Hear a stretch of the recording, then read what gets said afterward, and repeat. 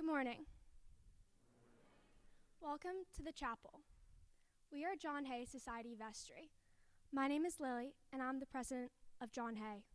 This is Jackson, the vice president, Taylor, our treasurer, and Jill, our secretary. Today, we find ourselves in Andrews Memorial Chapel for the first chapel service of the year. Chapel is an important Westminster tradition. Westminster students have been going to chapel since the school's founding in 1888 in Dobbsbury, New York by William Cushing. When Cushing moved the school year to Williams Hill in Simsbury in 1900, the first new building to be erected was Hay Memorial Chapel. And when the school outgrew that space in the 1960s, Andrews Memorial Chapel was built in its place. We will gather here twice weekly to hear from many different speakers whose messages encourage us to think beyond ourselves and our immediate needs. These stories that chronicle the challenges, triumphs, failures, and redemptions of others help us to think more broadly about our own characters and our responsibilities to others, which is at the heart of being a part of the Westminster community.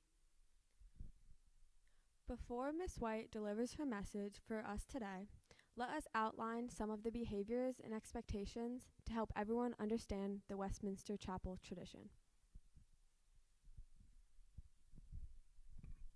We enter with a sense of seriousness. No phones, no food. It should be quiet. Students sit with their forms. We listen to beautiful organ music.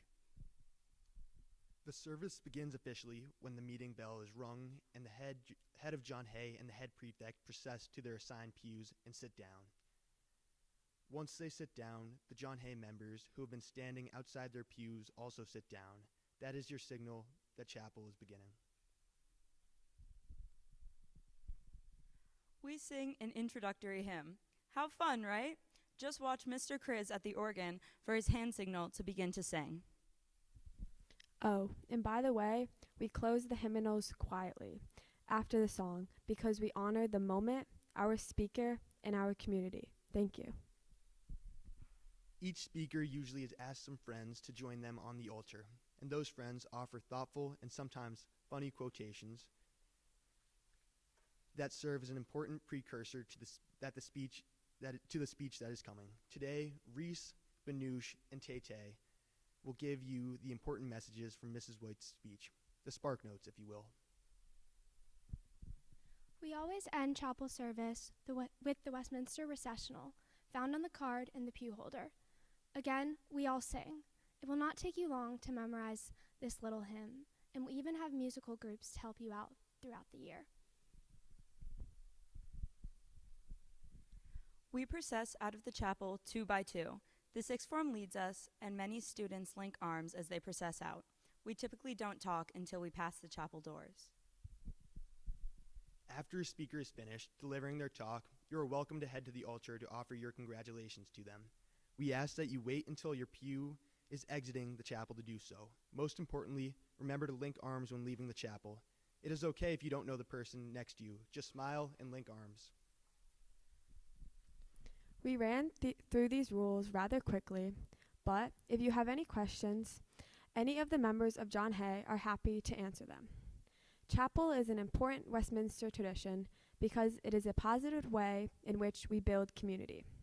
We act with a seriousness of purpose, and we listen well because we are respecting those people who have the courage to share an important aspect of their life. The last detail that we want you to know about the chapel is about our school's mascot, the mighty martlet, a mythical bird without feet, which means from its birth to its death, the martlet never rests. The martlet is always pushing hard to move forward, regardless of the challenges it faces, and we hope that resilience, that grit, characterizes all of our lives here at Westminster. The only place, however, that you see a picture of a martlet with feet is in Andrews Chapel, and that is because to be the best version of ourselves, we must stop, rest, think inwardly, and embrace our spiritual core. Cultivate, if you will, the grit in ourselves so that we have the strength and the courage to continue our journey in life. Thank you.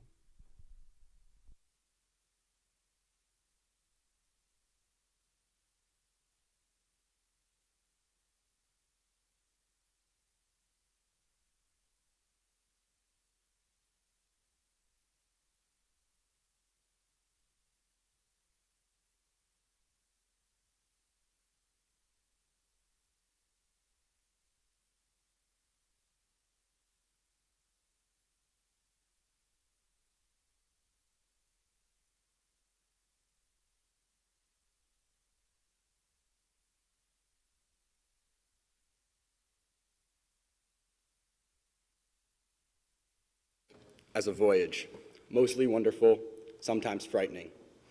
In my family and friends, I have discovered treasure more valuable than gold. Jimmy Buffett.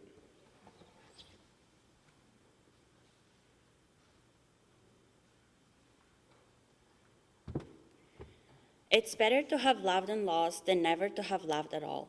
Alfred Lord Tennyson.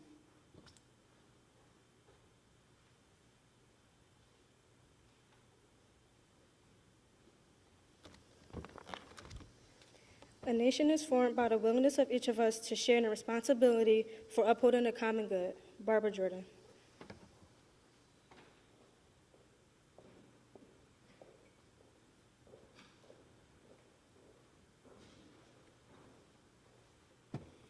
Good morning. This morning, I am purposely giving you two very different snapshots of who I am and what's important to me. It's a bit of a risk on my part, but it will help me to emphasize what it means to live in community, which is the theme of my talk. True confession. I'm a parrot head. Does anyone know what that is? More of you might know because the king of the parrot heads, Jimmy Buffett, passed away over the weekend, and there have been some lovely tributes to him on the news and social media.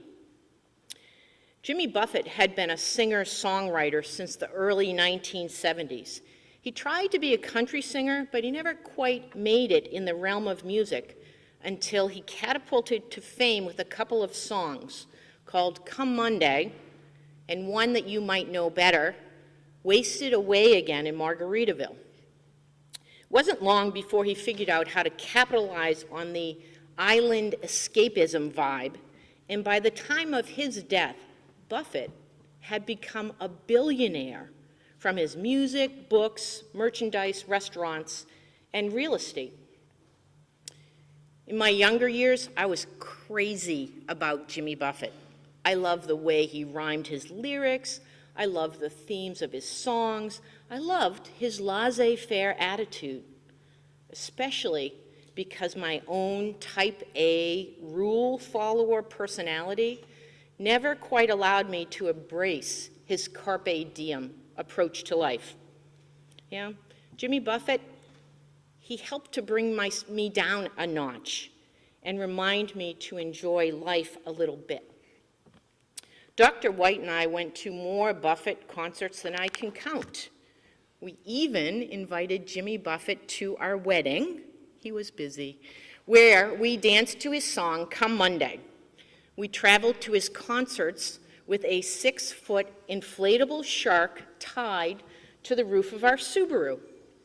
We were those people, brightly colored shirts, blaring Buffett tunes, flipping burgers, and playing cornhole in a parking lot. Hard to believe, right? Me. I certainly don't look like a parrot head right now, and there is not much in my life as a head of school that allows me to embrace tropical escapism. The best concert of my life was his first concert at Fenway Park in September of 2004. I had second row seats.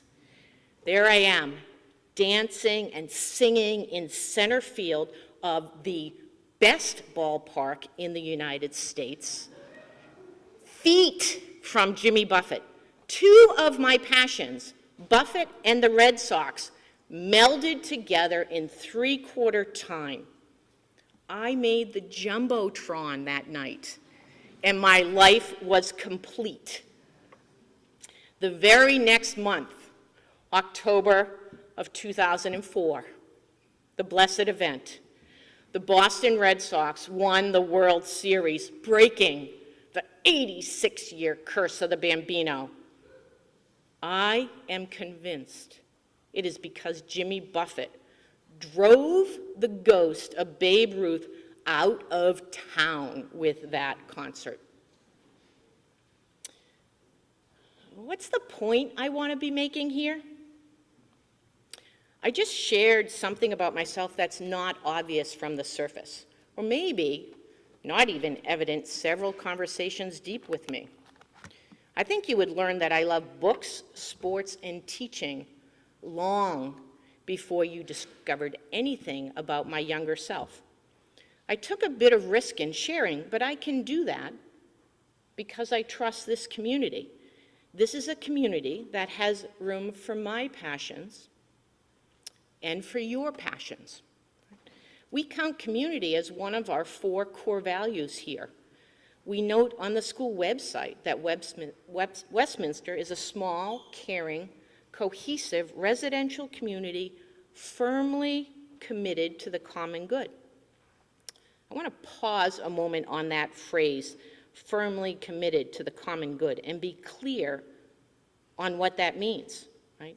First of all, that phrase is defining the type of community that we are creating here. A community firmly committed to the common good. We could have chosen any other phrase to describe our community. We could have said that we're a community firmly committed to the success of our students, or firmly committed to the health and wellness of adolescents, or firmly committed to celebrating growth, or firmly committed to living with grit and grace. Any of those descriptions would have been true. But we chose to emphasize that we're a community firmly committed to the common good. So let's pay a little bit of attention to that language. So, number 1, firmly committed. The adverb firmly, says the English teacher, describes the verb committed. It explains the extent of our committed. We aren't somewhat committed. We aren't sometimes committed. Firmly means that we're resolute and determined in our commitment to community. The verb committed. What a great action verb. Did you hear my capital letters as I said the word action? To be committed is an action. We give ourselves wholeheartedly. We loyally and willingly give our time and energy to our community because we believe in it. The common good, the most important word in the phrase. What does it mean, the common good? The common good is what is shared or beneficial for all or most members of a community. When we act in the common good, we're not motivated by self-interest. It means that as we make decisions and live our lives here on Williams Hill, we put the needs of our community ahead of our own. So how does that play out exactly? Well, first of all, it means we have rules. We make them to keep all, hear my capital letters again, all of you safe and healthy, and ensure both the success of you as an individual and us as a community. It's tied to our choices, right? Being firmly committed to the common good means that we have to think about other people and their needs before we perhaps blast the music or overload our plate with all the chicken fingers or post something we think is funny but other people might not. It's tied to our attitude. We practice living with grace. We try to call in and not out. We show compassion, practice forgiveness, and avoid meanness. And lastly, it comes back to action. We step up to help and to be involved. We work actively not to be bystanders. And we treat others as we would like ourselves to be treated. Now, to be fair, we are not perfect in any of these categories, but we keep trying because that is how we build community. So let me tell you another story, something else that you don't know about me. It's a harder story for me to tell because it's not about being passionate. It's about being vulnerable. I am one of 7 children. I have 5 brothers and 1 sister. Actually, I had a sister, Marie. She passed away from pancreatic cancer many years ago. And while I've learned to move forward from that grief, I think of her often. Hers was a terrible death. She suffered immensely, and that physical suffering was made even more difficult because she was leaving 2 children. Even in her immense pain, my sister fought every single day for an extra day because it was one more day with her daughters. I'm sure that many people in this audience can tell similar stories of pain and loss and grief. You too have lost loved ones far too early. You too have felt terrible grief, and it has shaped who you have become. We knew that my sister was nearing her final days, and so we planned to be together as a family one Saturday. My 2 brothers who lived out of state were flying in. We had ordered pizza from the favorite pizza joint in our old hometown, and we were converging on my sister's house. But we got a call that morning to drop everything and just come. It was time. My sister was semi-comatose and unresponsive to any pain stimuli. The hospice nurse was clear that she wouldn't last long. As I drove to my sister's house, I was so sad, of course. But I was even more sad because I thought my brothers, Joe and Jack, who were flying in, would not make it in time to say goodbye to my sister. Imagine my surprise when I get to my sister's house and find a shocked hospice nurse. My sister had heard my brother's voice and awakened. She actually was quite chipper and excited that we could be together as a family. Thank you, God. My 2 prevailing images from that day are these. I watched my brothers gently and sweetly carry my sister, tubes, oxygen, and all, to the living room so that she could be at the center of the action. She then proceeded to play cards and shoot dice. I believe there may have been some money involved, and she won. It was the care, though, of my brothers and the way they cradled her frail and pain-racked body that fills me with gratitude. My second image of that day is beautiful as well. Our youngest daughter was 4, and as we went to say goodbye, I picked Danny up so that she could see my sister, who is now back in her hospital bed. Say goodbye to Auntie Ree, I said to Danny, and unexpectedly, Danny leaned down over my arms, kissed my sister, and rested her cheek on my sister's cheek. I witnessed this love. I can still see my sister's face, hollowed out by the cancer, her lips cracked and sore, and Danny, with her baby smooth, chubby cheeks so gently touching her. My sister's eyes filled with tears, and she smiled at me.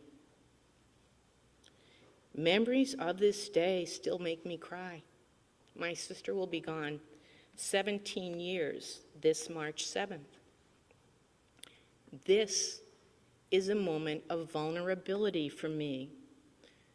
A strong community is one in which people can be vulnerable.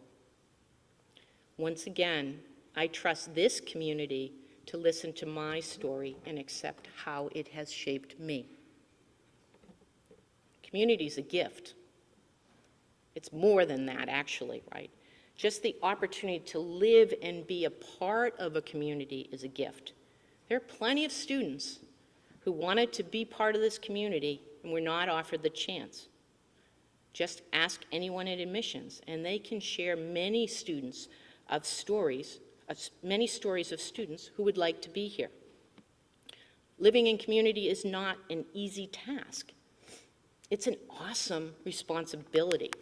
It demands trust, respect, sacrifice, accountability. But everything that you give back, that you give to this community, will come back to you tenfold. This past Sunday, I was talking with a dad who was moving his sixth form daughter into the dorm. And he was remarking on her time at Westminster and the ways in which she has been cared for here. He said he was so grateful for the way in which she has been held by community at Westminster.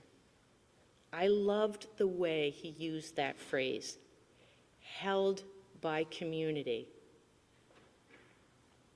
As we move through this year and live in community with one another, let's share our passions, embrace vulnerability as we commit ourselves to the common good. Thank you.